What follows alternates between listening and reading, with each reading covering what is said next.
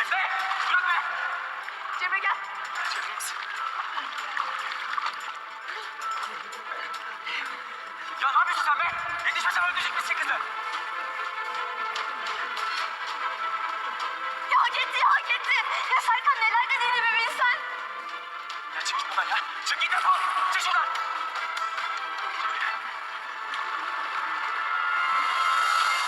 Efe çık git şuradan. Cemre misin? Bana bak. Bir daha kardeşimin yakınına yaklaşırsan seni öldürürüm anlıyor